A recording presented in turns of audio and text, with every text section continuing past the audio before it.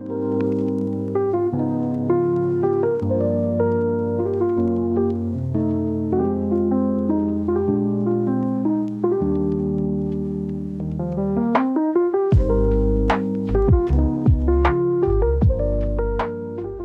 everyone, selamat siang. So as Panda say, I'm Joyce. I am based in Northumbria University. I'm up in Newcastle, but I'm staying in Morpeth, which is about 20 miles up north in a very lovely town. And I'm really excited and happy to be able to share a bit about the network that Panda talked about that I co-founded with Yoko, and also focus a bit around the topic of social impact, because it was one of the topics that when we had an initial discussion with Panda in his lab, it was something that felt was of interest to practitioners and researchers in the region. So, but first, let me just introduce the network. We started, it's almost 10 years now, since 2015, and I guess we consider it as a virtual learning network. And it's really about supporting practitioners and researchers, trying to bring them together to knowledge share, to build capacity, and to really understand what are the activities, what are the designing activities that are happening in social innovation in Asia Pacific. And you will see, and this is our main methodology, which is eating together. So I'm originally Malaysian, so a close neighbor to Indonesia, and as you would know, and everyone in the region know, we love our food, and so it's really become part of our ritual and a way for us to build deep and in-depth relationships. We look at facilitating and amplifying creative practices, but doing it through kind of cultural rituals that we know very well. So, for example, meals, eating together. Since 2015, we've done a number of activities, but it started really as gatherings. So we started in Singapore, was our first gathering in 2015. And then we had some additional funding.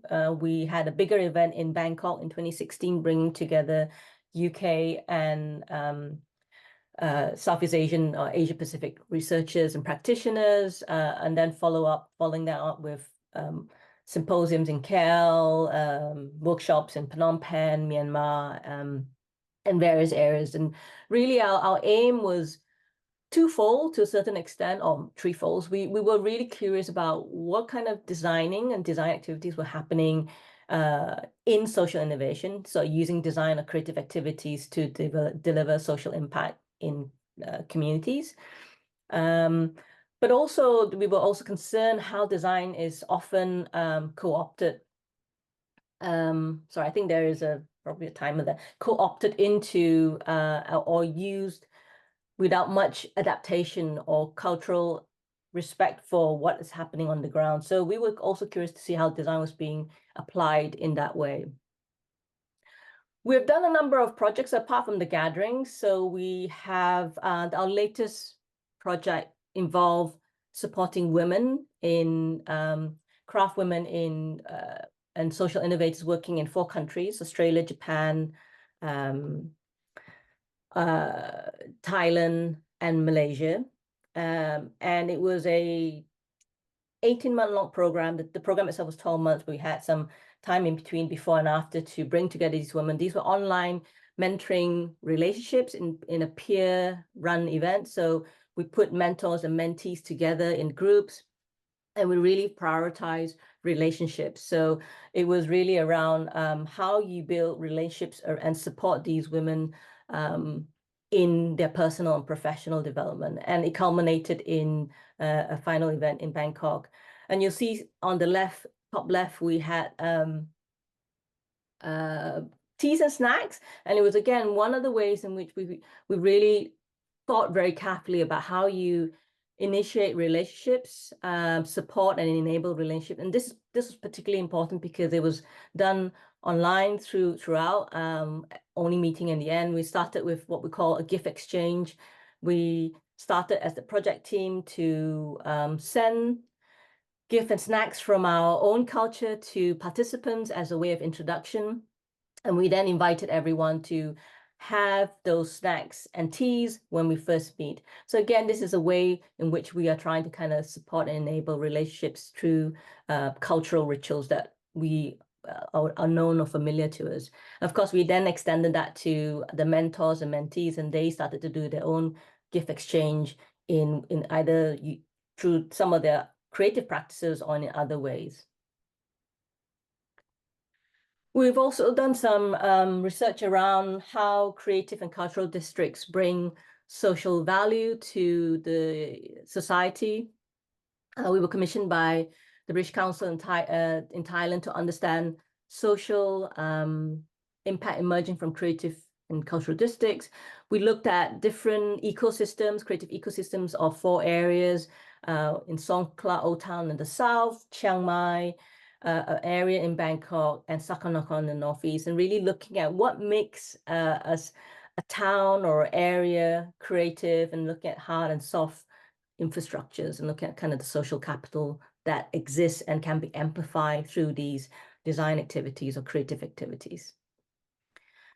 As Panda mentioned, we have published a book, an edited book last year, which he also contributed to, and it really featured 22 practitioners and researchers working in around the Asia Pacific region.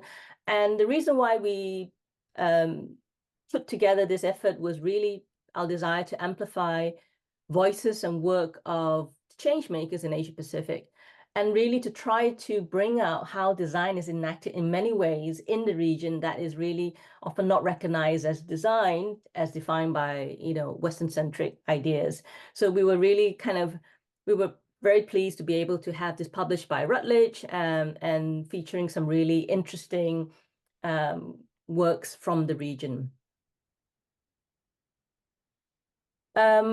We had an event in 2016 in Kuala Lumpur that was a symposium. We brought together practitioners from around the region to specifically look at impact evaluation. So this was one of the things that the topic that came up quite strongly as an issue or a challenge for our practitioners in the previous meeting in Bangkok. And it was something that we were keen to want to explore further with them. And hence the next event was really looking at what that is.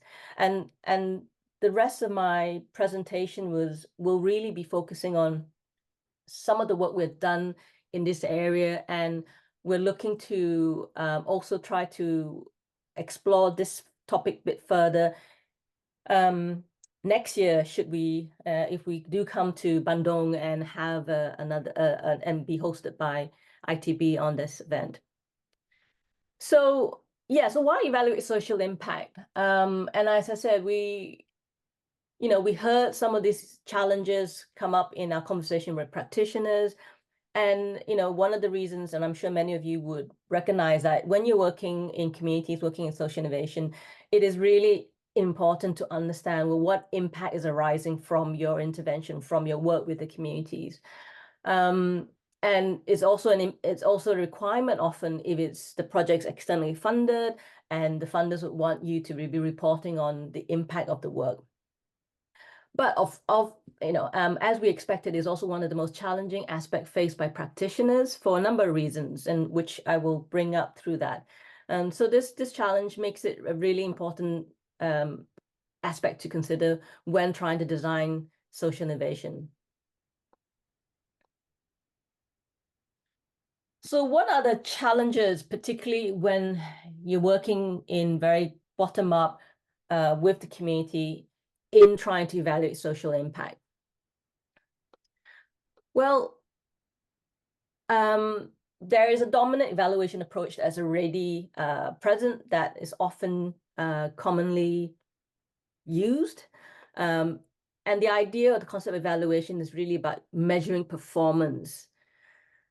In a lot of projects, it tends to be commissioned and undertaken externally with this idea of being, it's more objective because it's done externally.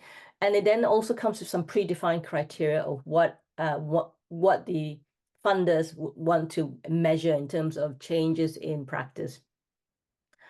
Now, the community members often act as project informants, but not really in control of what is evaluated.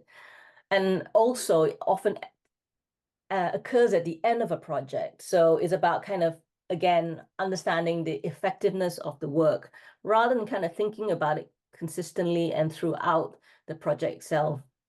And the key thing for us is that this whole system is really kind of based on quite traditional and what we will frame as Western forms of knowledge and analysis. And in contrast to that, in a sense, the work that we've seen our practitioners do and our colleagues do is really kind of participatory, it's very emergent, and it's constantly iterative, and it's not fixed.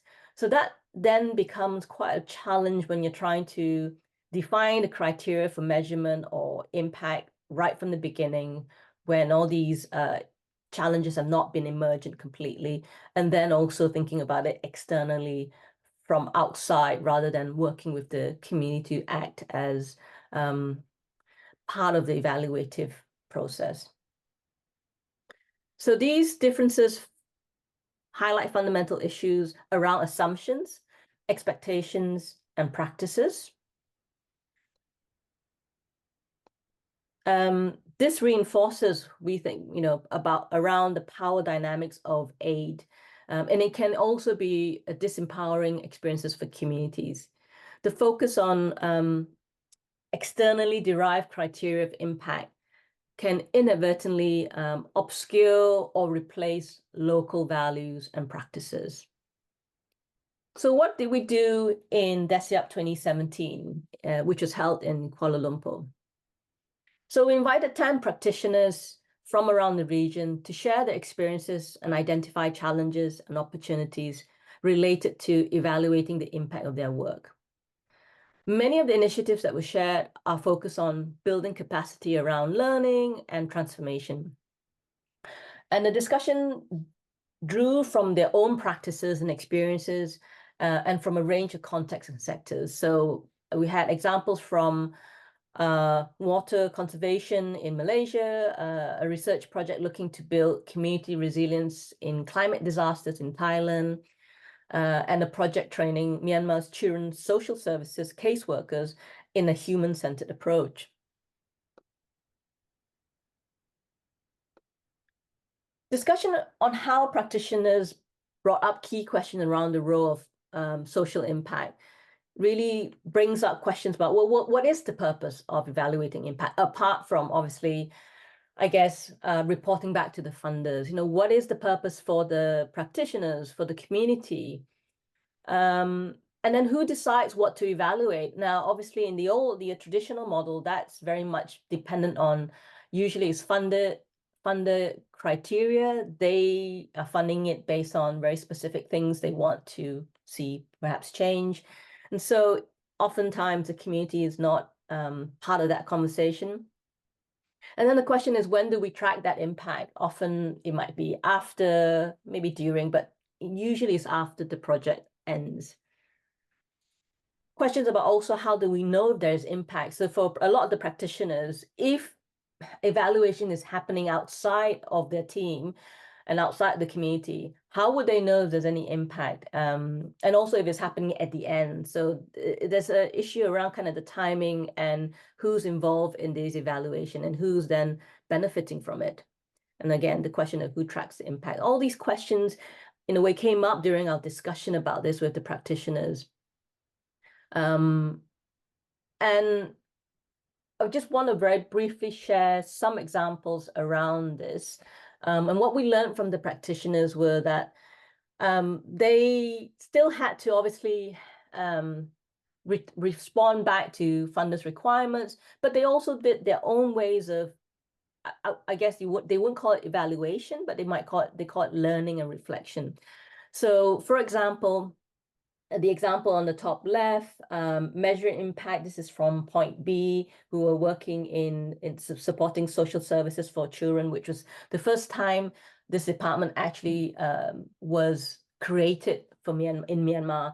And they wanted to understand the changes in people's mindset. And so they looked at collecting the most significant change stories. So they were collecting stories from the caseworkers in terms of how they have changed or thought about what their role is and was and is now as social service workers, caseworkers. The example on the top right is was really about co-designing. So this was a researcher working in coastal communities in East Malaysia, in Sabah, and trying to look at kind of environmental sustainability. And they were basically working with community researchers, training them and co-designing them to implement data collection tools so that they not just overcome issues of trust, but also the question around impact is grounded in local context and priorities, and they then become the informant to tell the researchers what is important to them in terms of changes in their practices or thinking. The examples on the top, at the bottom left, is around looking at water initiatives. So this was from Water Warriors in Malaysia and University of Malaya. It was a student-led initiative supported by researchers, but trying to improve the waterways around the campus in that university because it was heavily polluted. And they wanted to work together and actually use social media to crowdsource a diverse number of viewpoints from not just the student population, but from the local residents around the area to understand, well, what are the issues important to the community and how can they work together to have better, cleaner waterways. And finally, the final example is from Thailand.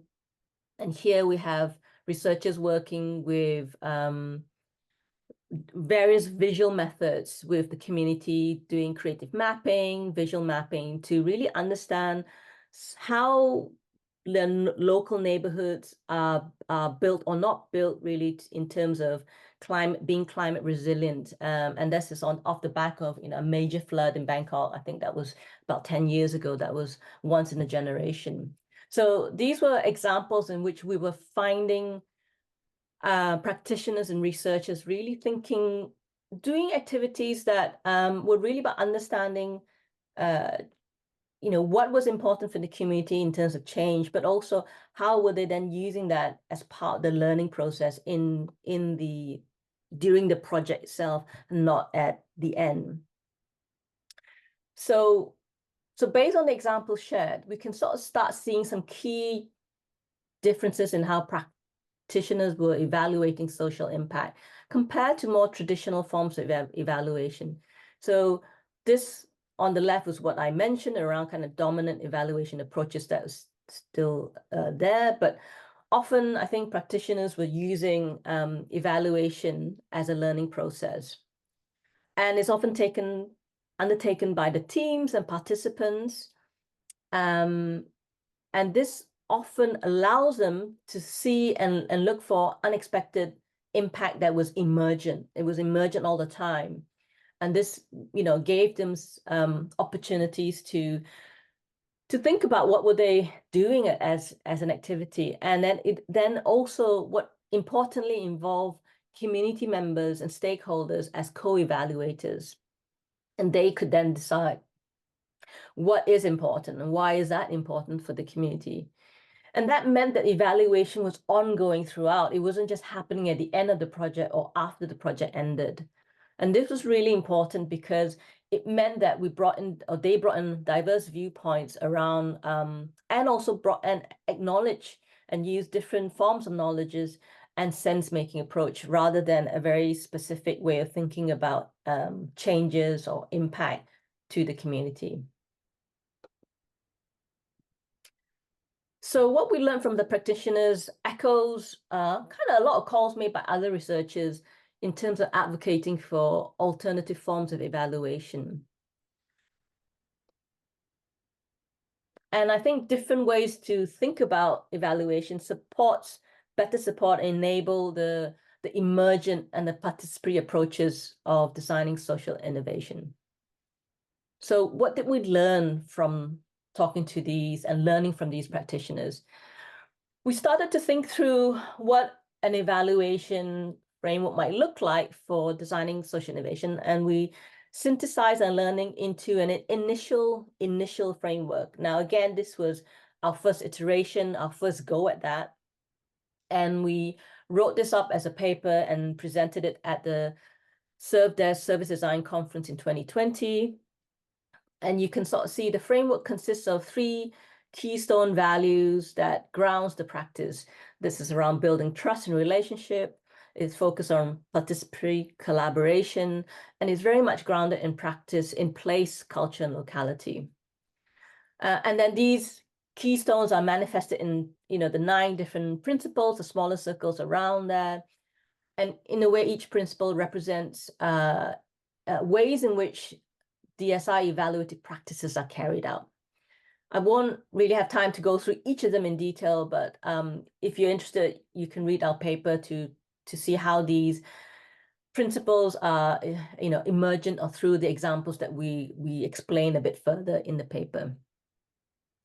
While the principles and practices of this framework are evident and may guide ways to encourage different approaches or alternative approaches to impact evaluation, there's still a lot of key considerations for our practitioners to navigate through issues of power, priorities, what their roles are, whose knowledges and perspectives are they taking in, what processes are they using, and what are they trying to focus on. So this was the first iteration that came out of that learning and speaking with practitioners.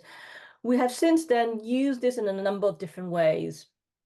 One of the ways that I also worked with a UK charity to think through with a team working with communities to think through their own evaluative practices using a similar framework. In our own team, in the transcultural mentoring project that I mentioned early on in the presentation, we started to use the framework and adapt it for that. And through that adaptation, and you can start seeing now, while the circles remain the same, what it helped us to do was try to then bring out questions around what we were doing as a team and how we were supporting the participants. And having these questions arising from these principles allowed us to always forefront these important aspects of work in everything we do. So, in many of our team meetings, we will often rely back and go back to these questions to make sure that what we are doing is answering or responding to questions around building capacity, thinking about the unknowns, managing power dynamics, and this was changing all the time. So we had questions that came and gone, and some were more important than others as the project went along. So it was a really helpful framework to keep these important questions at the forefront of our mind as we are delivering the project. And as you can see in this screenshot of a mirror board, we were constantly, and this was part of a bigger mirror board that we had as a team to work through. We started with, okay, well, this is our original framework. What do we learn? What can we use? What questions come out?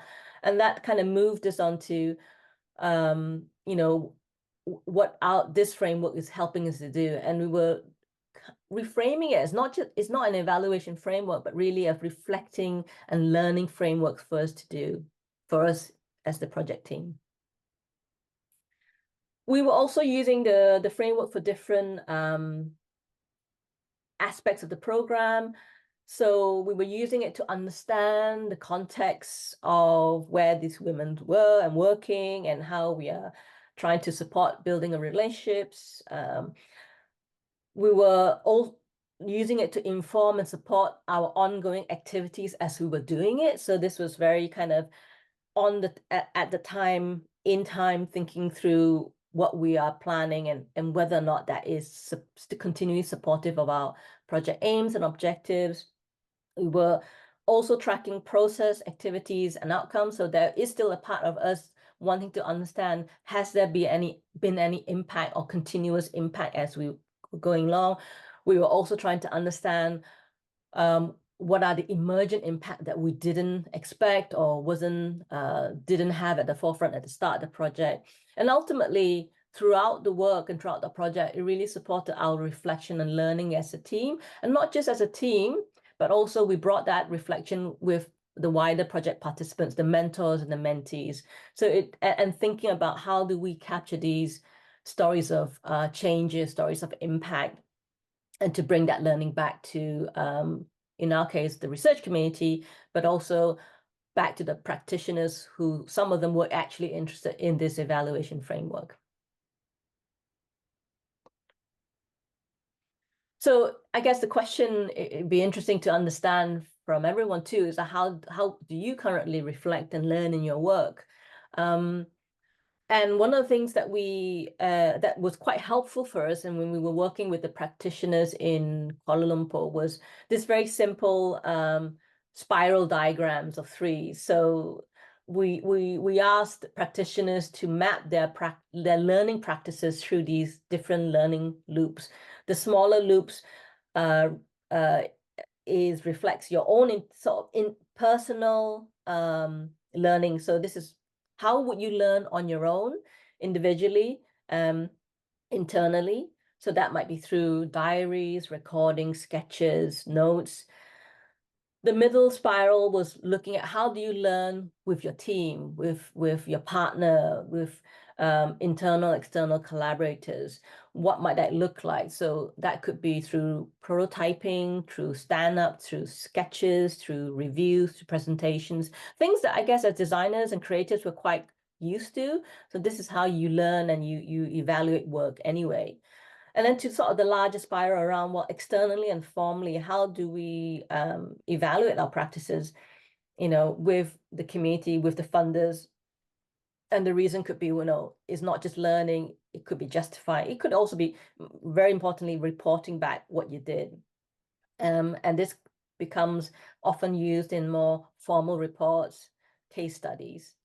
So this is one of the tools that we did use and proved to be really effective and helpful, because it just simplifies it. Often when you talk about evaluating impact, it's such a big thing and it feels very difficult. But actually we all as practitioners do it all the time. We just don't call it, in a formal sense, evaluation. So, so in a way, to end, I guess we'll be, although we are seeing an interest in this form of evaluation, it's still really important that advocacy, research, and training is needed to support the shift. There's still a lot of resistance certainly with the funders, or awareness with the funders about this, thinking about it, evaluation in this way. But in a way, the practitioners are already embodying these kind of evaluative practices, and they are already doing it, but they're just not maybe thinking about it as evaluation. And so really, and the asymmetries that we observe in evaluation is also present in how we see design practices being played out. So in terms of the power dynamics and who has the power to determine what is and what isn't important and what isn't should be evaluated. So we just need to be mindful and aware that we're not just reinforcing these asymmetries, and think very carefully of how we support and really think about how we are doing meaningful impact work, and knowing that, tracking it, evaluating it, evidencing it, and then being part of that wider conversation of the more formal part of evaluation. We've got some links to the conference paper here, that we wrote about the initial first iteration of the framework. We also had a report that came out from the gathering in Kuala Lumpur that focused on social impact. We also have videos from practitioners sharing their examples of work and how they were evaluating and learning from their own practices throughout. So please do visit those links if you're interested. I'm sure I'm happy to share the slide deck with Panda, and that can be distributed if you would like the links later on. And if you'd like to find out more about the DESIAP network, please, again, visit our website. We list our projects and our learnings and insights from there. We also have a Facebook page. So, and also feel free to email myself or Yoko just to find out more or connect. So that's it. So thank you very much for the opportunity to share a little bit about the network, some of the work we're doing around social impact. Thank you. Thank you. Thanks, Joyce, for your wonderful presentations. That's cover our anxiety toward working on the social innovations area, because our tradition especially in our universities strongly influenced by science and technology has always been asking about the measurement of our social project, how we work with the community and so on and so forth. I think I agree with you. At the end, we need to advocate our way of evaluating, our way of working with the community. And I agree with you totally about, our partner or our colleagues in the field and community, they should have access to evaluate by themselves too, yeah. And this will be a kind of challenging for us too, especially in the context of Indonesia and ITB. But again, we can slowly and gradually working toward what you mentioned or shared today. Before we go to the comments and question and answer, I would like to also invite Yoko. Yeah, you are here already. So perhaps what you can also add some information, idea, thought. Then we can go to the next session after this. Please. Oh, well, Joyce said everything. I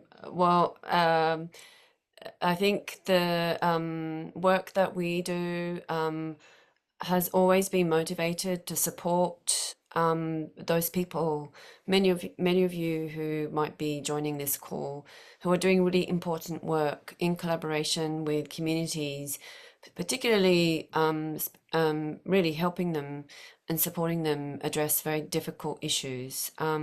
So when we are in a position as academics with some training in research, a lot of the areas of focus is what can we do that help their work.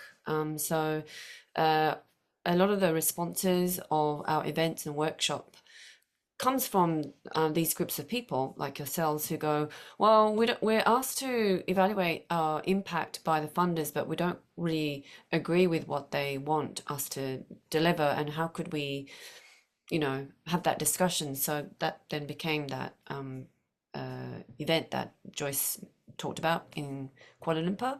And then another important one that we just finished, which we're hoping to do again, is women who are often face many kinds of challenges. This is no different to how it is for me here. It's for Joyce, where she is, and many other women.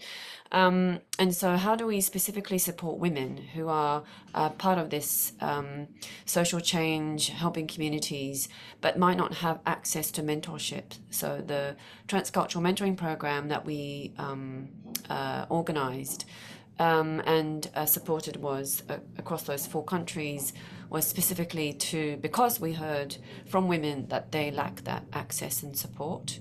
It's a sort of a kind of a interesting or unique place that we're in, because we are academics, because we're design researchers, that there are particular institutional things that we can do, training, obviously publishing, writing, but also access to funding. And a lot of our work is really about the things that we can do in complementary relationships with practitioners, specifically around the Asia Pacific, where a lot of attention has never really been placed, because perhaps there's a perception of this general region requiring a sort of very paternalistic way of providing help, whereas we see the work being done here as incredibly innovative, incredibly important. And so some of the work we aim to do is to bring visibility to that through the particular channels that we have access to as academics and as belonging to institutions in our respective locations. If there is a lucky opportunity for us to visit Bandung, we have never been before. Well, have you, Joyce? I haven't been there. So it's a key. It's one of the key places we'd love to visit and listen to your ideas and work with things that what we could possibly bring value to in that complementary collaborative way. Okay, wonderful. Thank you, Yoko, for your comments, and of course, we really are looking forward for your visit, in the next year, for sure. And I also have our colleagues in our Telkom University. They also joined in a university in design, also, especially in the context of design, and I think they also have art department in our city too, in Bandung. So we have lots of audience today from anywhere. I think from Australia too. Adi is joining too. I think Yoko students, right? And I think I'm gonna open Q&A for audience. So please, for the participants, if you have any questions, just raise your hand and please open the mic. Or from the audience from Design Center, ada yang mau bertanya? Or from Telkom too, Lira? Kalau mau nanya silahkan. Oke. Arfan mau nanya, udah open cam. Silahkan Arfan. Okay. Hello, Joyce and Yoko. Thank you for your interesting sharing this afternoon. Before I ask my question, I want to introduce myself first. My name is Arfan, and I'm from the Design Leadership Program at ITV. So I have a question. So before that, I want to explain a little bit. So last semester, we had a social innovation workshop called the Crafting Your Utopia through Paper Doll. So we kind of used the paper doll as the medium to and also we combine with utopia as a method to solve to help the refugee, how to help the refugee community to maybe help them visioning the future. And so we it was remarkably successful for me, but like what you have said before, that it's really important to evaluate everything we did with the social innovation works. So maybe my question is, I'm really curious with do you have maybe what evaluation methods we can use? And my another question is, when should they be conducted after the workshop? Because I never done. So that was our first for the social innovations workshop. So I never done before. So and also maybe another question is, I just want to know what key aspects should be ensured from the evaluations. I think that's all. Thank you.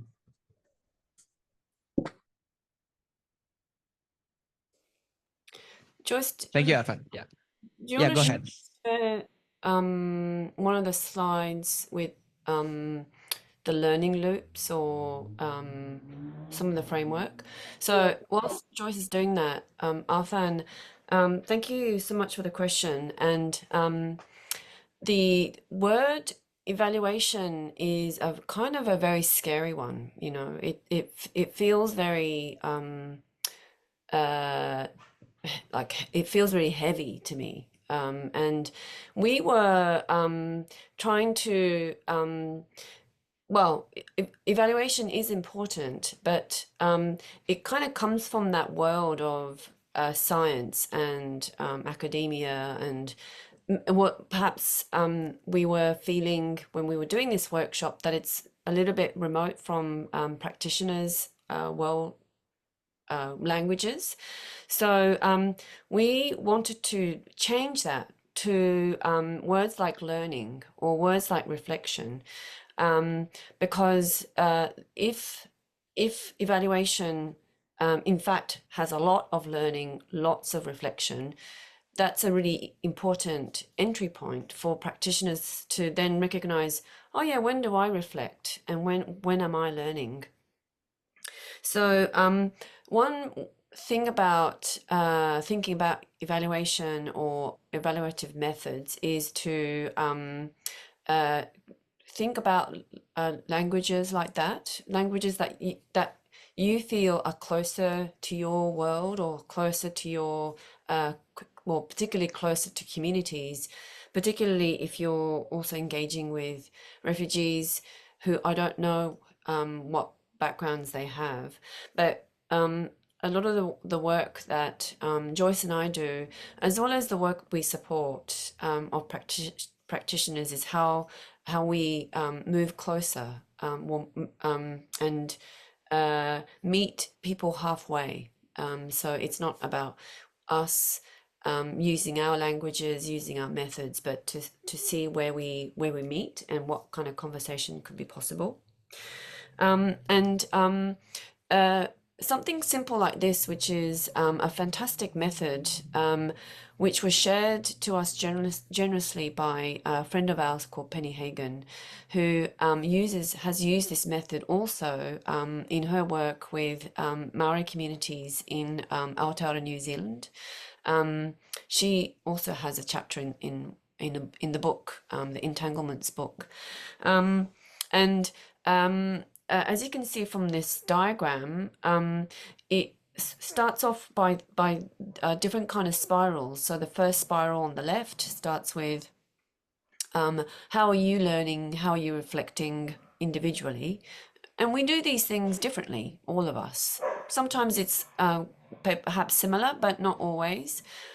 And then you grow bigger into another spiral, to think about the teams you work with, or colleagues, or somebody who is much more in proximity to where you are or how you work.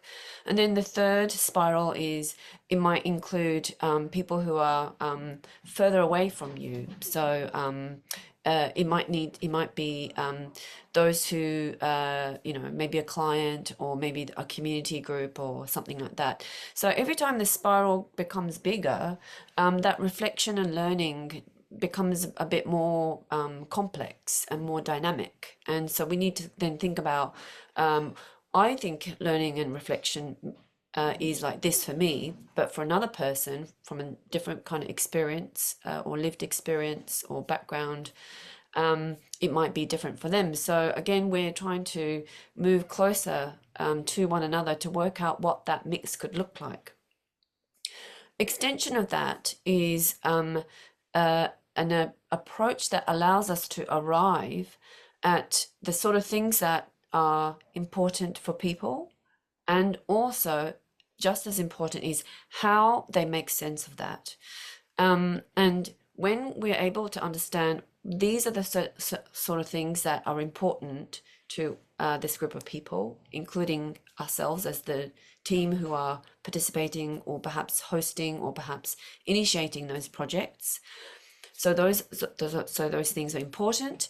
And then how we understand those things. So one is the what, and another part is the how, which is more the methods. How we understand those things is just as important. And I would be quite surprised if there's anybody in the room who doesn't do things like active listening, or who doesn't do note taking and documentation of what they think and what they hear. These are all part of the things that we do, and what we often want to talk about is asset-based or strength-based. So the things that you do is an important thing from which you build on that, rather than replacing that with something else. Firstly is to recognize the things that you do and you do really well, and then to build on those things. And from those things emerges what might be called an evaluative method, or what might be called how we what matters to people, how we listen to them, how we document them, how we share them, and so on and so forth. So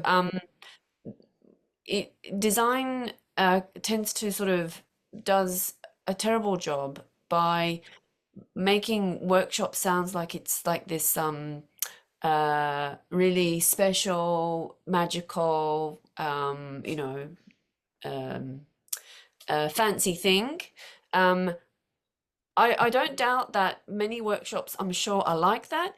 The workshops that Joyce and I do, it's not like that at all. I mean, it involves diagrams like this, but we make it very informal. We make it very conversational. So the spaces we host are comfortable for people. It's enjoyable. So all these things, I am sure, is very much the things you do, Arfan, and I'm sure many people in the call as well. So again, thinking about what's been a really good example or experience for each of you, identifying the things that you have done that were confirmed as being enjoyable or incredibly engaging, incredibly supportive of people's ability to contribute, and they feel like they've been listened to, and they feel like the things that they had done together has a mutual benefit. These are things that I'm sure is already at work. So the evaluative methods and social innovation approaches are really basically an extension of that, I'm sure. And so I want to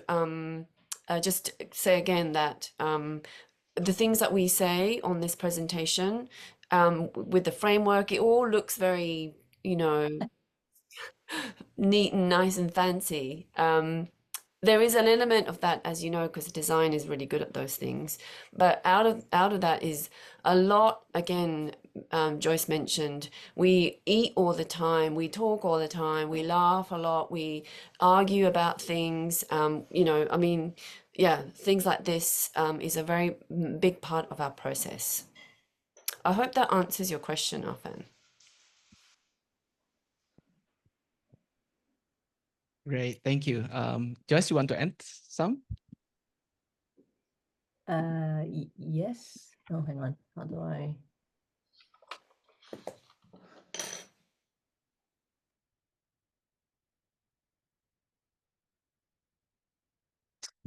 I think you are muted, no? Sorry, yes.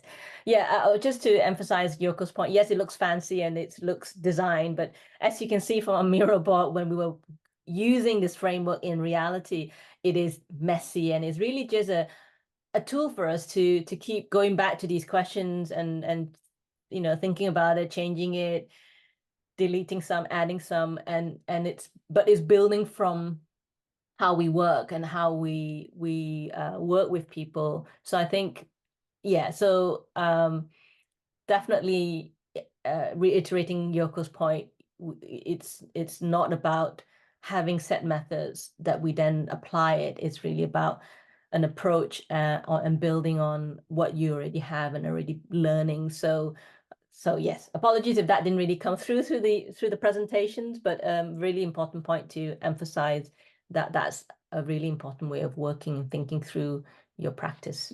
I'll stop sharing now and we can have the next question. Right.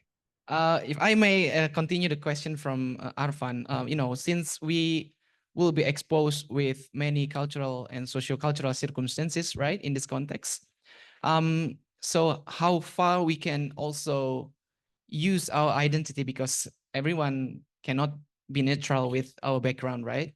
But since we will meet with many peoples, exposed with many rituals, daily activities, and so on and so forth, which will be totally different with our, identity or rituals and so on, right? So how can we, in this context, bring our behavior, bring our identity in this context in order to achieve this impact that you have explained before.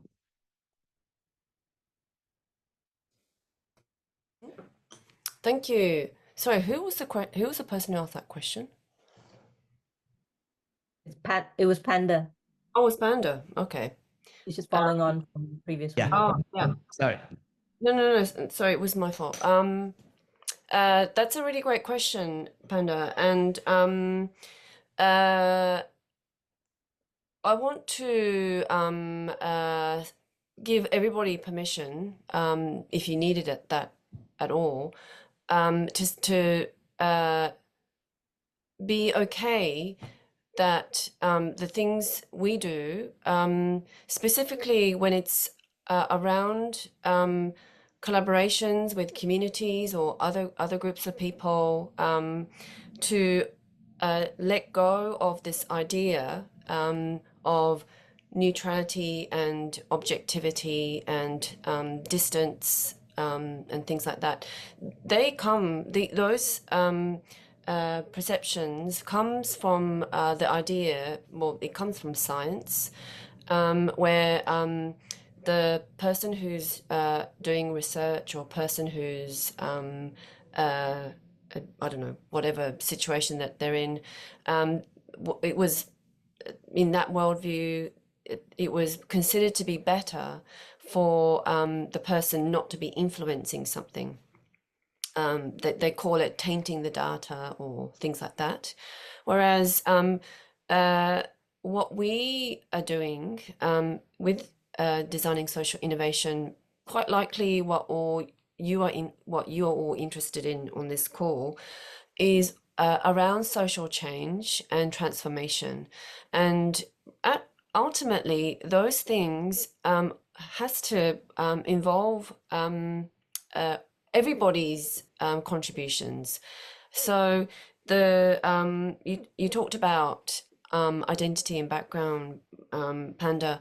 Those are important things that makes us who we are, makes us human. So when you say so the science is a way that tries to make it less, I'm not sure whether they're making less human, but there's a particular emphasis that is being placed upon researchers to make it analytical, logical, clear. Of course, that's important, but the way that I approach things, the way I know Joyce does, and what we do in our research, is to really foreground other kinds of dispositions that are very important in this work, particularly when it is around social change and transformation.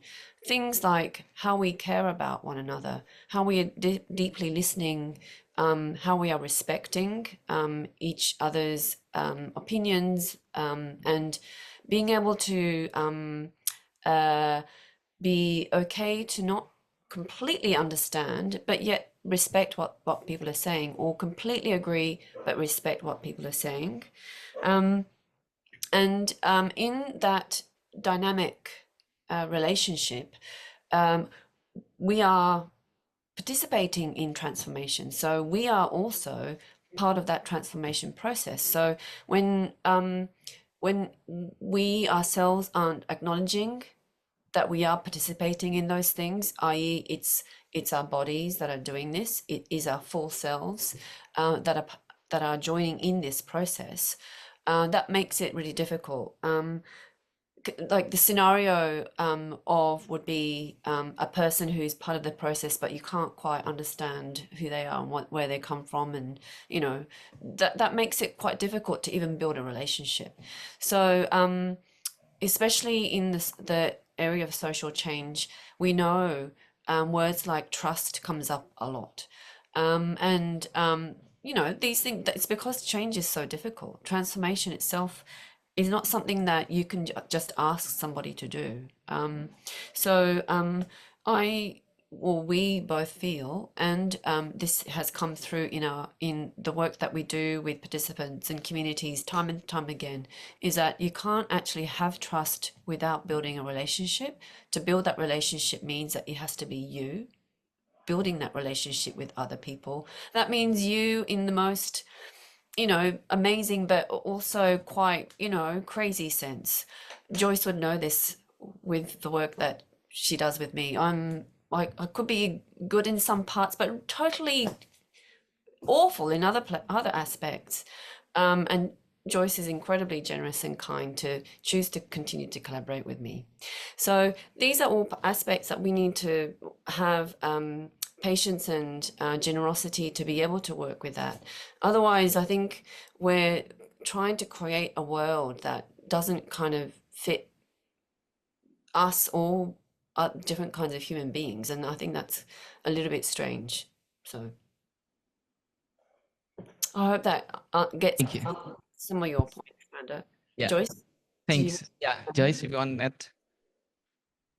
Yeah, no, I totally agree, and I think it's just not helpful to think in the old ways where you, in a scientific method, we are objective bystanders doing an experiment on the community, right? So bringing oneself, I know it's a kind of a American term, but you know, showing up in terms of being genuine.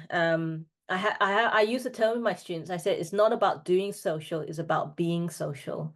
And I think that's really important, that it, of course, it means that, you know, it involves you as a practitioner, you know, going in and giving some of yourself there to build those relationships and to invest in that work and with the community. But I think that's the only, you know, we strongly believe that is the only way you can do meaningful work.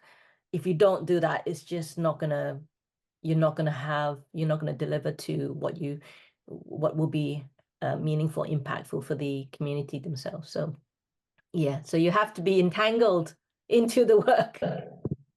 Right. Exactly. Okay, thank you. Well, I saw someone raise hand. Lukman, are you still there? Sorry, you raised your hand quite long. Can you maybe open your mic or camera? Hello. Yeah. Hello, Lukman. No. Okay, so yeah, maybe next yes, Mbak, you want to open up your mic and discuss? Hello, Ibu Hene or Pak Uji? Hah? Bisa? Nggak bisa open app? Or wait, we still set up. Okay, Uji, can you open mic? Okay, go ahead. Hi, sorry. Hi, thank you, Joyce and Yoko, for the very insightful talk. I mean, I've read some of your articles from your previous projects, I think. Yeah, I mean, I typed. Okay. Yeah, I'd like to ask because Yoko and Joyce, you previously mentioned that when you do workshops, you tend to do them in loose way or informally, and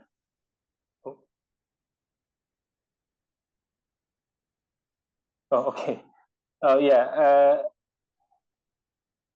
Yeah, and I'd like to ask whether you can please share on how you strike a balance between conducting the workshops in an informal or fluid way and then process the insights into a structured knowledge. Because I would imagine you would have tons of notes and many recordings to transcribe, and it would be done not in a linear way. I think because he would respond to what the participants would say, and then you come up with another question to it. So, I mean, I imagine it would be difficult to sort of structure it because the informal nature of the process. Okay, thank you.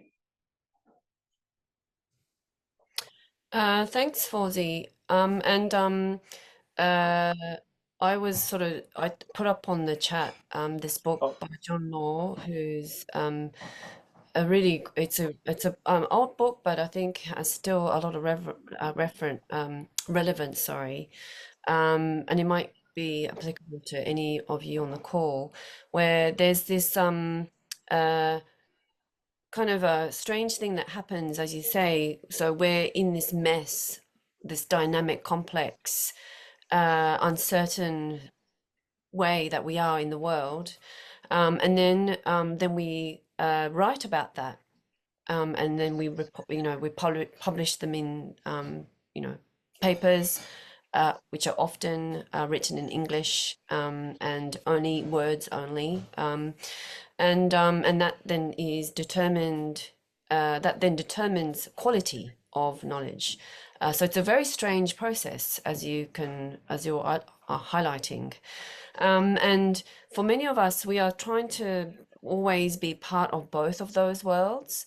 So the one world is the messy, the complex, the dynamic. There is, of course, we want to aim for the best outcome for everyone, and every time, but there's always going to be mistakes. There's always going to be things that didn't work out, and that's just how life is always going to be.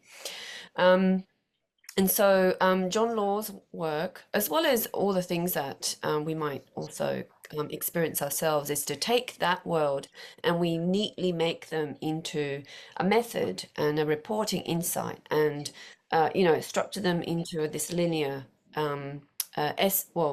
essay format with a start, middle, and end, as if to say that that's what we knew when we were doing this field work or doing this participatory workshop. Of course, that's never the case. So in a way, the PhD training that you're receiving hopefully is this sort of way of how you bridge those two things, and it requires, at least it was for me, and maybe Joyce can share also, is that I found it. So I'm a designer by background. And my career before coming into academia was to work in human rights organizations, human rights and environmental rights organizations. So even though that was my passion and my interest, I found it really difficult coming into academia, where in fact, doing social change in the real world maybe didn't really have to matter, as long as you teach and you wrote some papers, so on and so forth. So for some of us who are trying to do this work in a participatory, respectful way with particular communities we have built long-term relationships with, and then aiming for a particular, social change to support these groups of people achieve those things, can often be a really separate world to this academic world. And there is no clear guiding instructions I can give you on how to do that, but to assure you that a PhD program is the very training that you're receiving to be able to do so. Everyone, how we were trained also is going to be quite different. And I was lucky to have a really good supervisor who guided me how to do those things. I'm sure Joyce was the same as well. So some PhDs are such as the one we have at RMIT, called practice-based, really tries to keep the practice, the work you do, the participatory works, the relationships you have with communities, that as a central vehicle for you doing the research, and then other sort of academic things like, how does theory support that, or how does theory help to analyze those things, how does theory help to generate an understanding that perhaps was never quite being articulated before.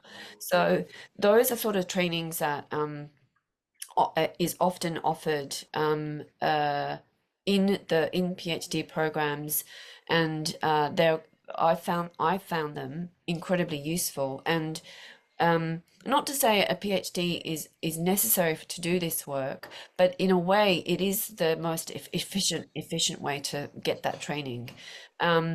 Some practitioners might get this guidance and advice and support in any other way, but a PhD program is in a way designed to do that. So, or a master's by research, say, is designed to do that, or even an honors program can often help to do that. So the educational system that we are fortunate to be part of, and also the educational system that I am part of, Joyce is part of, in providing this training, is a lot to do with those things that you're asking questions about.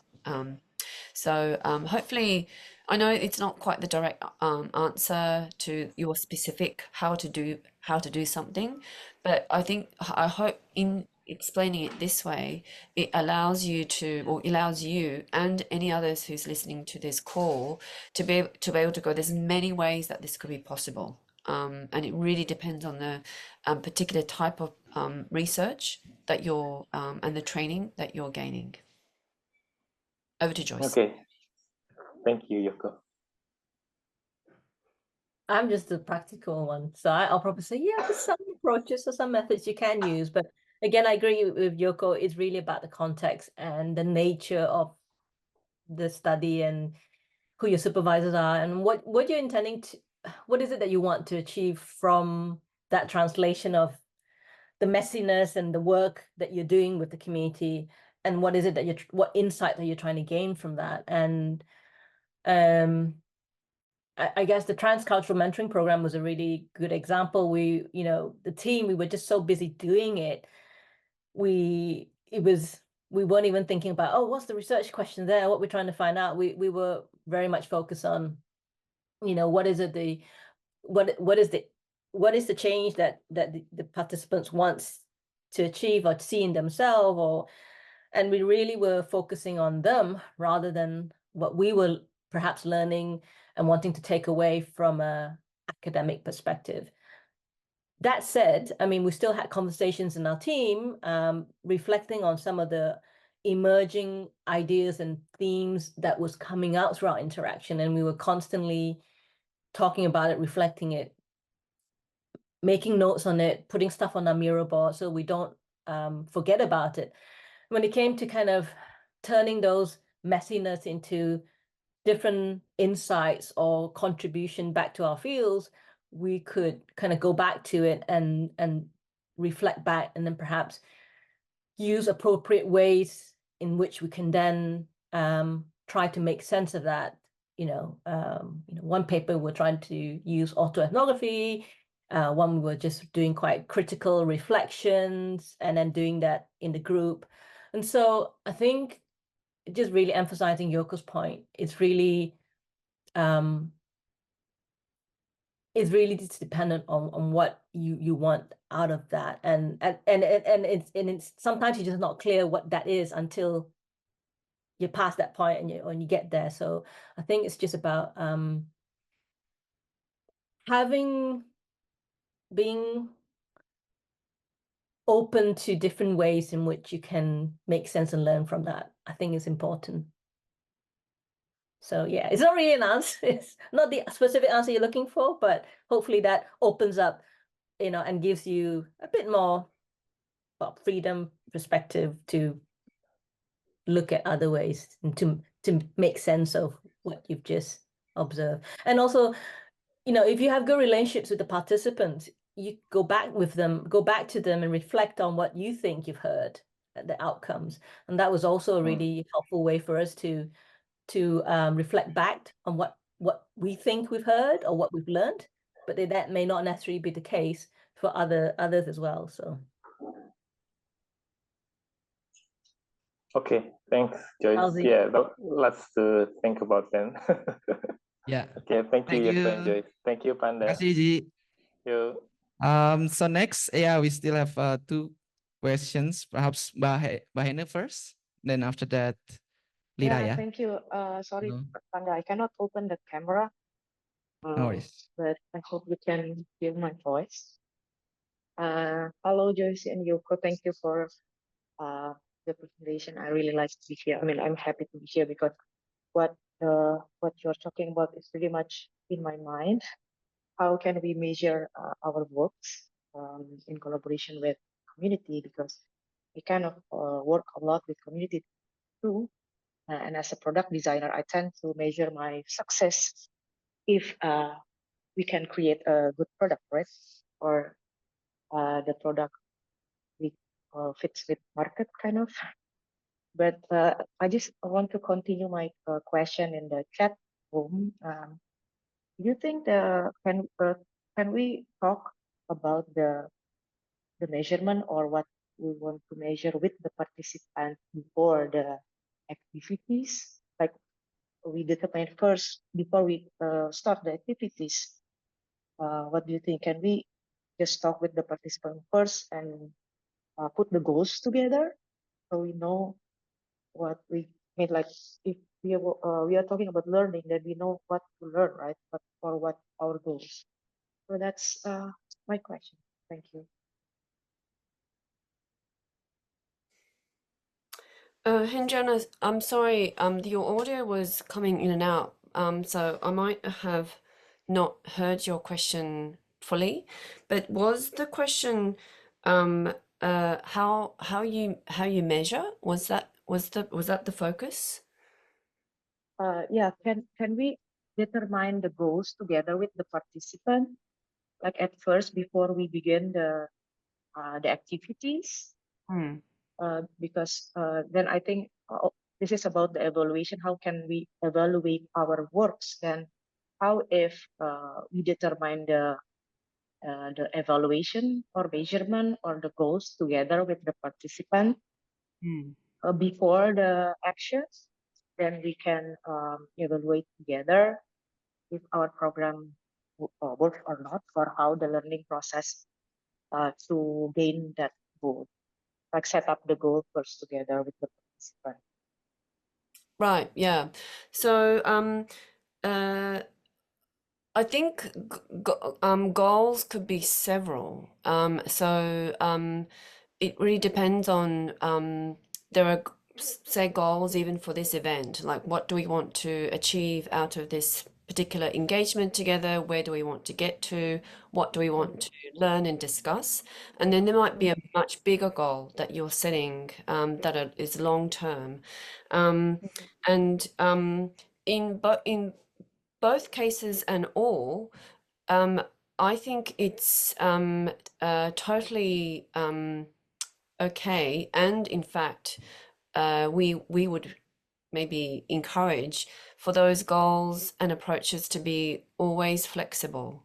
So this is some of the findings that we were critiquing in the report, where the traditional evaluative approach has already established what the goals, therefore what should be measured for a particular project, for example, because funding agencies usually say, well, you need to reduce the number of people being infected by malaria. And so therefore the money that we give you is to ensure that that's the case. Whereas social change, which is the sort of space that we're in, is never really that easy. So it requires many kinds of things to come together for particular things to happen, and I'm sure you would know that those things depend on a many number of things. For example, disasters can happen any minute that changes the courses of people's lives tomorrow. So the adaptability and adjustments that you can make along the way is a really big part, I think. And that then means, yes, goals, but also ensuring that the goals and again, it's about agreeing what they are together in discussion, and giving permission to one another to say, we said this, that we could do that today, but I mean, Joyce and I, we do this all the time. We say, oh, let's try and, get that paper written, or write that funding proposal, or do this event, and something happens. In fact, one of our colleagues got COVID, she couldn't come with us. We have to make adjustments all the time, and that's the more we can be flexible and meet the participants or the community where they are, I think is a very important part. I hope that Thank you so much. addresses. Yeah, sure. Yes, great.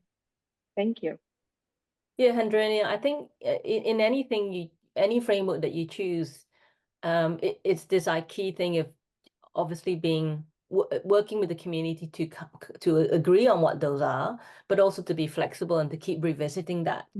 And that's really key, because once you've got it fixed your mind, then you only look for that thing. And that's the thing, isn't it? You have those criteria, you only look for those things, but not really pay attention to all the other emergent changes or impact that might be happening. So it is hard, because not having a clear sense, having some sense of what you would like change, but constantly thinking about it and looking for other traces or evidence of things happening, it isn't easy, but it's important really to kind of work, if you were to really kind of subscribe to this way of working in a very kind of collaborative and reflective way with the community. So yeah, just something to add to that discussion too as well.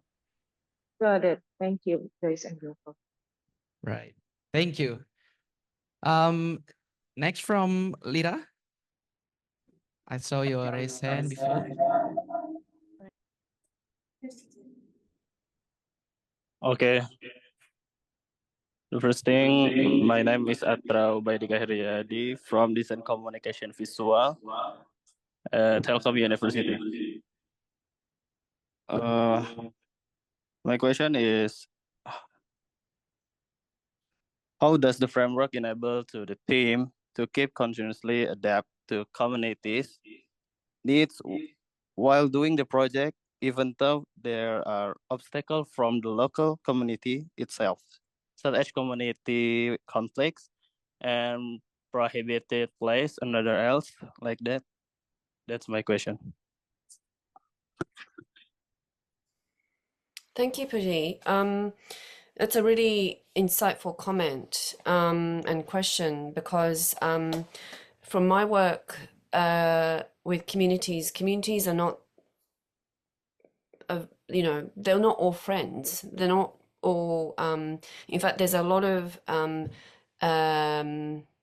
politics inside communities themselves, and that is probably more the norm than not. How we work with communities in itself is a lifelong pursuit, even though projects and the ways in which we work necessarily narrows that notion of community down to a very specific group of people. In some instances, how you work with those people in a community with authority sometimes is also very important. So there are elected, informally or formally elected leaders or representatives of a community that one has to build a relationship, sometimes even need to get permission. Sometimes they act as gatekeepers that might then either broker a relationship or have influences in a project. So I guess anything that I can say in terms of your really insightful question is to always be mindful that communities are complex. There's all sorts of politics at work, and how and who you either are invited or you build a relationship, all of that matters. And expecting them or there to be difficulties and challenges is probably the advice I would give, because in expecting communities to be, always just sort of, happy to see you, and let's just kind of do all this change making stuff. That's never really happened to me. And I'm a kind of like a nice person, so I'm sure it's not just me that I haven't met communities like that, but my I don't know, I'm quite old now, but my sort of many years of working through invitation, in fact almost all the time, has meant that no one communities are the same, and they're also different, and there are many kinds of sort of family groups and other kinds of tensions at work. So trying to find that out, if possible, also helps to sort of foresee some of the challenges that might be coming your way that might impact on the kinds of work that you're trying to do. So it's not kind of like, it's not really an advice, I guess, in the sense of how this is how you do community, but more like a precaution, I should say, for how I at least what I've learned from working with various communities. I hope that's helpful. Joyce? Yeah, and I guess what Yoko was trying to get at was, I don't think and again, I think I hear your question around how could you, learn and evaluate your impact with communities when you're having challenges with the relationships and communities themselves. And I guess the answer is you can't until you've built up that relationship. So there's not an assumption that you will go in and there will be impact, because that intervention might actually be also problematic if not invited and started in the right way. So I think for all of us working in this space, I think it's really about the intention is there, but I think the assumption is it's not about the immediate assumption is not that you will make any difference whatsoever. I think it's really about responding to how the community sees you, what you're there to do, what the context, and then that will emerge in terms of, let's build up an agreement, a shared understanding of what they would like you to support them in doing, rather than, I guess, us having some assumption that we will be doing any good, if any. So yeah, hopefully that's helpful. Right. Thank you. Makasih ya yang di Telkom, Bu Lira dan semua. Thank you. Sorry, Right. it's kind of like echoing around here. Right. So we also have a couple of questions here in Design Center. So perhaps Lika first, yeah? Hello. Hello, my name is Lika. I'm coming from product design major. Currently, I'm in my 4th year as undergraduate student. And it's interesting from what you have explained earlier, how the framework you've created involves everyone in the conversation. And my question is, when we work with communities and also inside the communities, there are often many stakeholders with different and various values and issues. And should we as designers or should we, when we are in teams, take the initiative to understand the common ground among all parts of the community on the first hand before collaborating?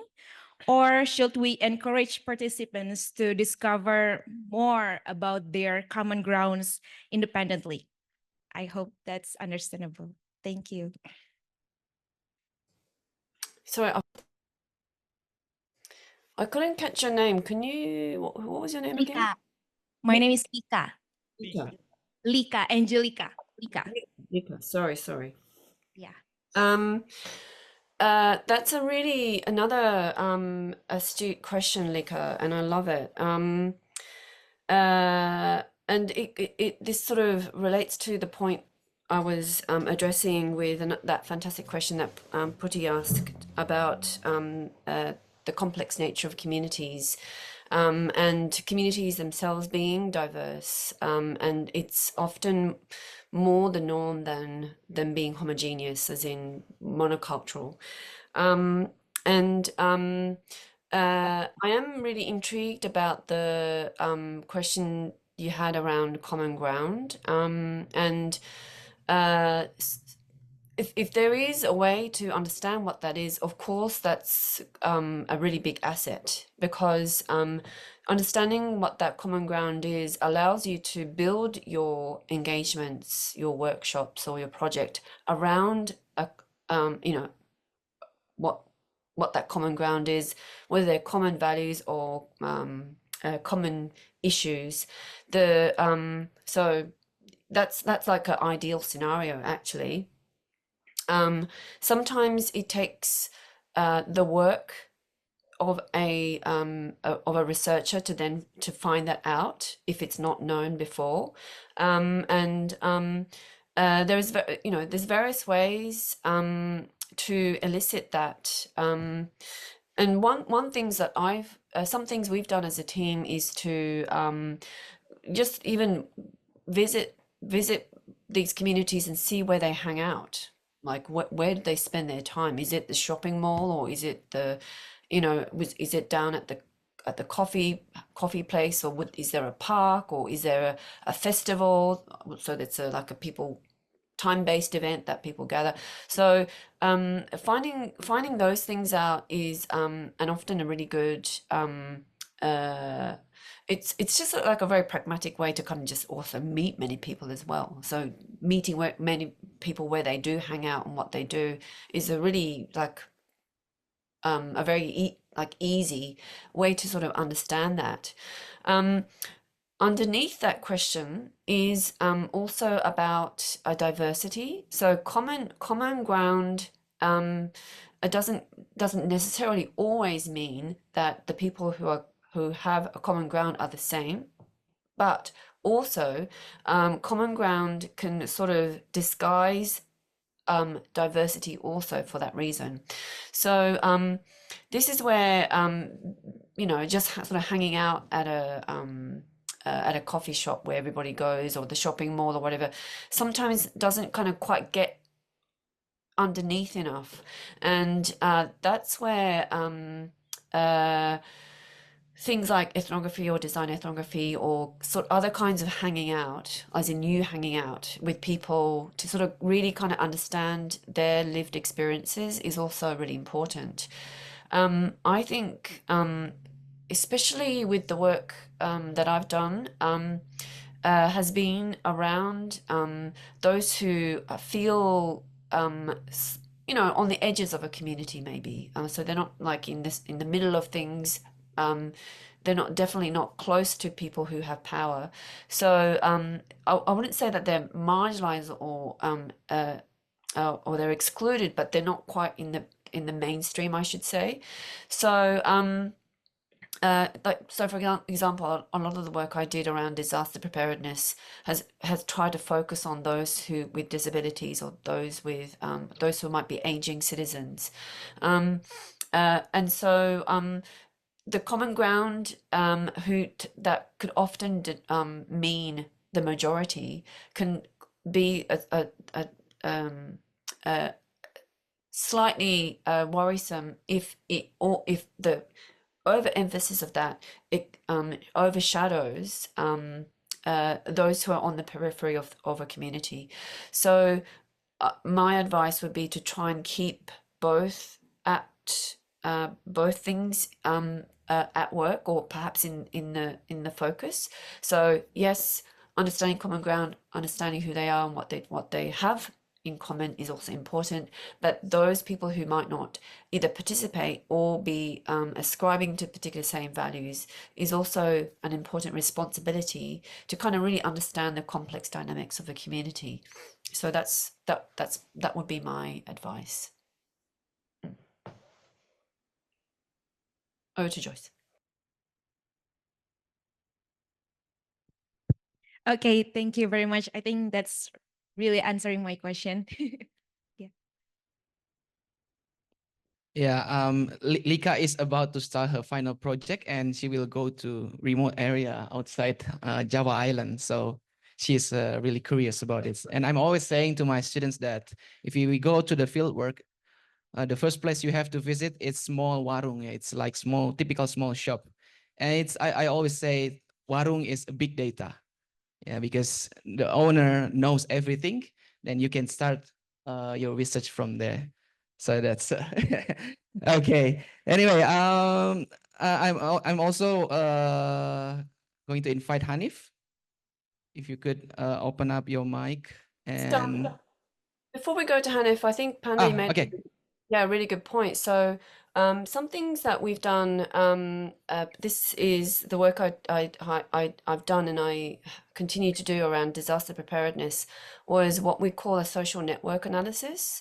And so sometimes you can sort of do, like it's basically a mapping kind of thing. And key people who might be like connectors, in fact, the report that we did that Joyce mentioned with the British Council around understanding creative was it creative ecologies, or what was that? What was the title of the report? I can't remember now. Creative economy.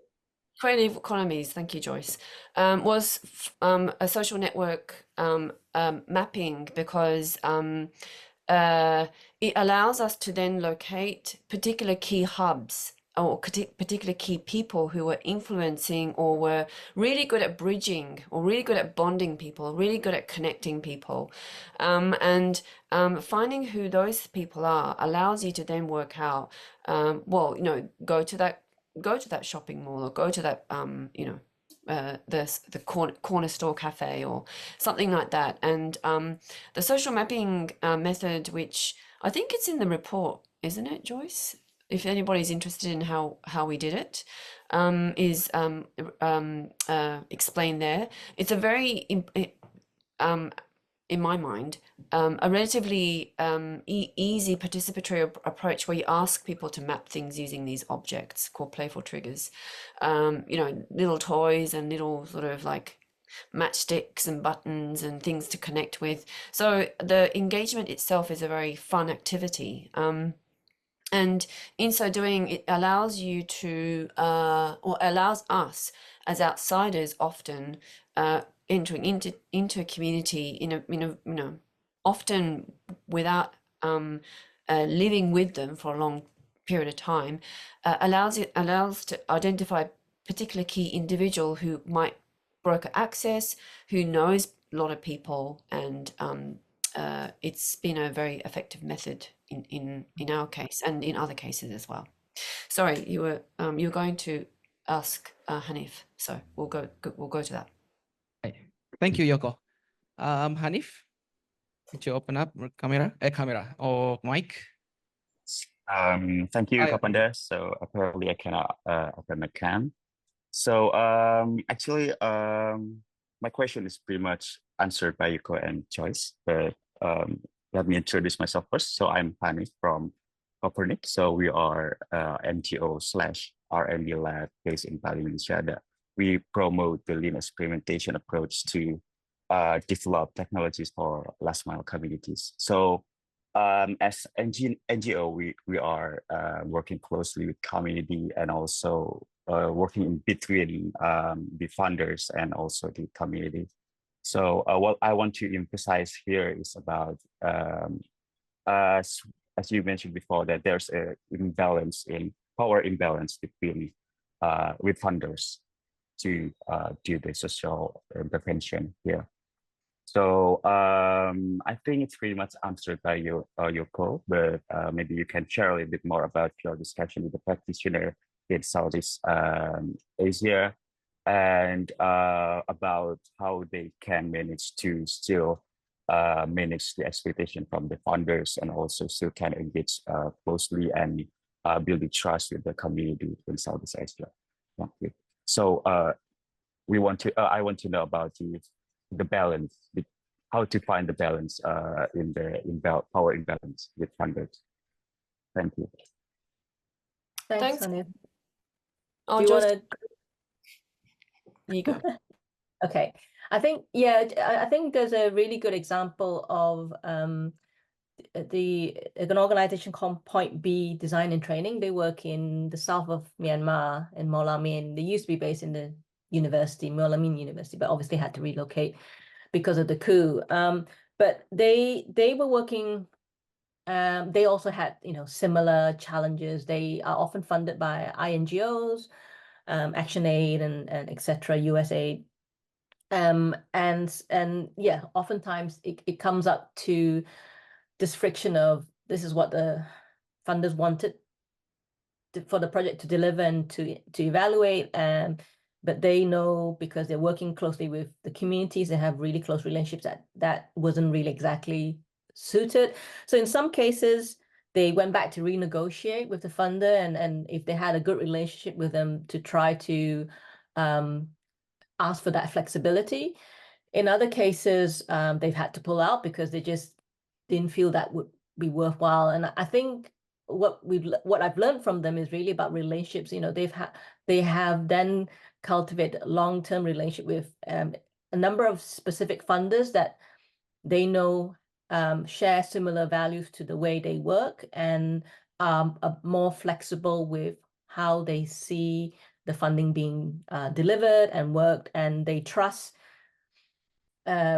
Point B to be working closely with the community in that sense. So I think it's really it is challenging, but I think you do have had to make some decisions of what is the red line for you as a NGO, what doesn't quite feel right for the community that you work with, and how you can then manage the expectation back up to the funder. And it's always important to maybe bring that conversation back to them and see if they're open for that flexibility. And oftentimes some of them will be. And we have also been working with some smaller philanthropic organizations that are trying to move towards a trust-based relationship and trust-based philanthropy, by which they mean, here's the funding, do what you need to do with the community.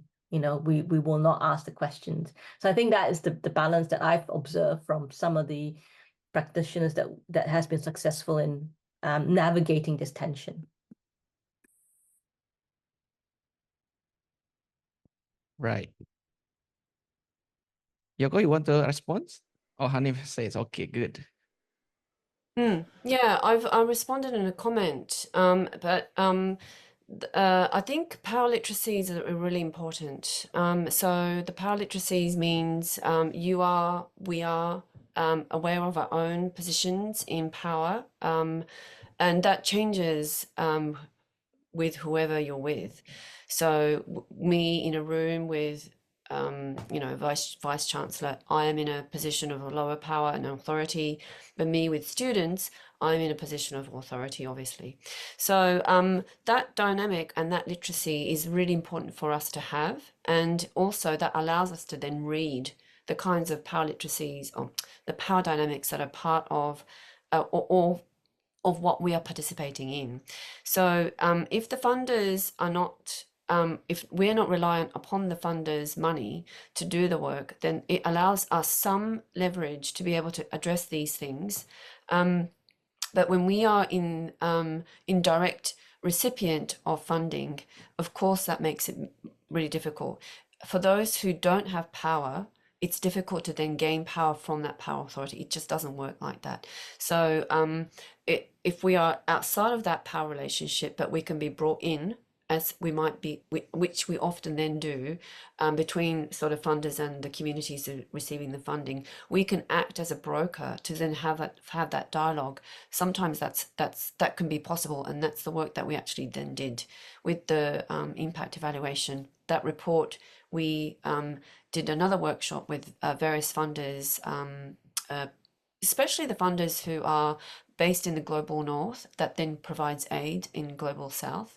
And it was really important for us as academics to be able to sort of advocate on behalf of the various practitioners and communities who are often sort of trapped in this sort of cycle of the funding, the funding that they're reliant upon and the funders then evaluate the funding that they provide, trapped in that cycle, rather than adapting that, being open to other kinds of outcomes, other kind of processes. So we entered into that relationship to say, okay, we're going to try and talk about this, open this up for discussion, and help the funders rethink what they can do, and which was quite interesting, because what the funders were saying was they were also trying to do that also, but just didn't know how to do that. So Hanif, that's a very important discussion that I think is going to continue for a long time, given that this is a very complex area that is still needing to be opened up and discussed a little bit more. Yeah, sure. I think this is a thing that we need to consider, because our dynamics makes us vulnerable as well, because we are reliable to rely on the funders fund, and we need to implement this, and we need to consider the community needs and also trust. Yeah, I think we need to do more. Thank you. Thanks. Okay, thank you, Hanif. So I think I'm gonna give a chance for final question. Okay, so introduce yourself and. Hello, Joyce and Yoko. My name is Wiki. I want to ask, like, reflective method in design or designing social innovation is important so we can evaluate it ourselves better. The question is, reflection is personal. How can we incorporate that method into participatory approach? Is it only in the first step of the learning loop frameworks, or any approach that we can incorporate the reflective method? That's my question. Thank you.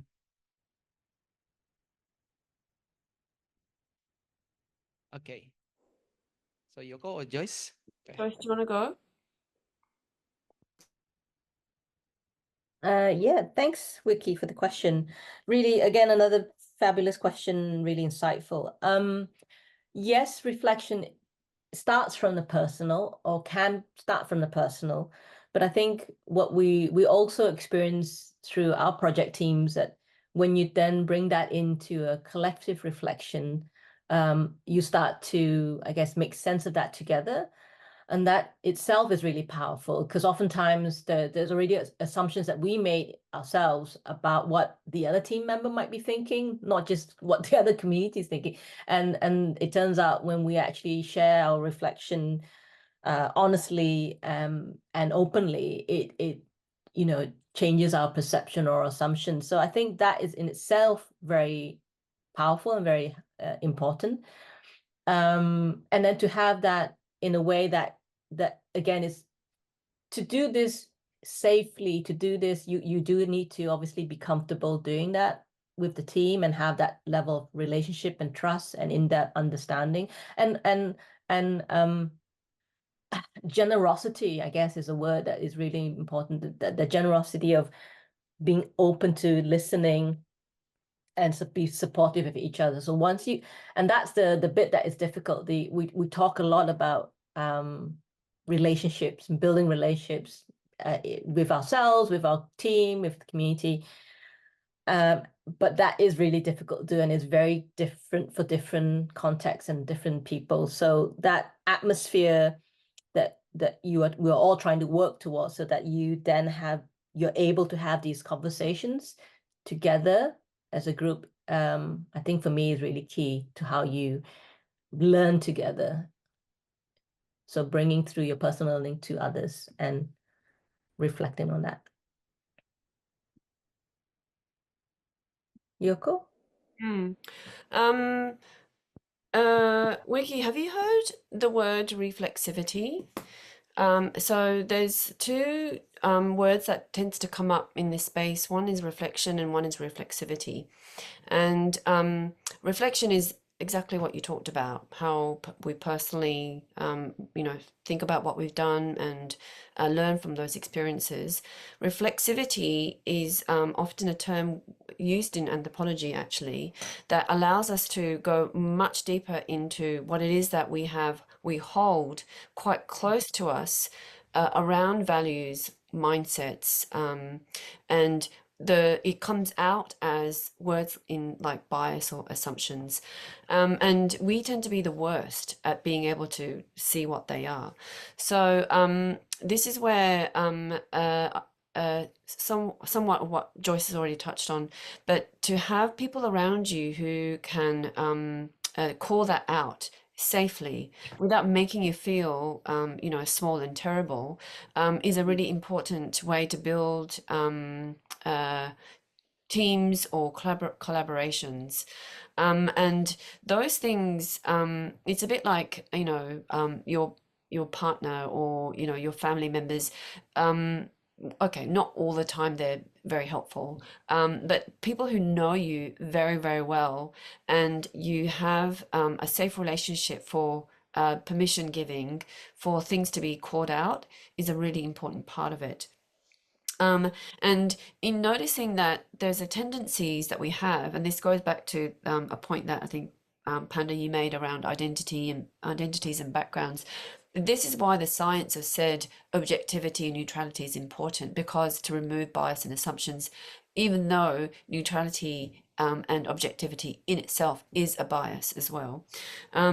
So the more we are then told of some assumptions we often make, and the tendencies we have, that then allows us to be able to check when these are then when we're doing these things. I've just noticed the way I see particular things. So for example, I have a tendency, partly because of my half glass full optimistic perspective, is that I'm drawn to those things more rather than the half glass empty, exactly, empty perspective. So it's a bit like for like. Think you are more likely to notice and be attracted to things that you also have a similarity or affinity with. That's just, I mean, I'm not a psychologist, but I know that this is true. So for people to be able to say, this is what you're like, so just be careful, is a really important reminder, because the data would start to show this and go, oh, I'm actually starting to notice all these things, and then what is missing from that? So the more you can kind of work on yourself to check what those things are by initially getting that guidance, and then remembering, I have a tendency for this. Let's make sure that those things are covered by doing something differently, or looking for something differently, or at least attempting to be reminded of that is another important part. And reflexivity works in that sense, where it's not just about reflection about this is what I learned, but it's the effort. It's a really important effort, focus, a specific way of consciousness raising that allows you to turn it around, turn exactly what you're looking at, turn that around to go, what am I seeing? What am I also ignoring? What learning and what knowledges am I generating or creating or understanding from this, and what am I also not what I'm not able to understand, and in that effort and emphasis, we then hopefully transform slightly into maybe a more conscious approach to doing this. And that's where the reflexivity is different, because it includes the transformation of the practitioner or the researcher. I think we're always on this road, and I think that practice is a really important part. I hope that makes sense. Yes. Thank you for the answer.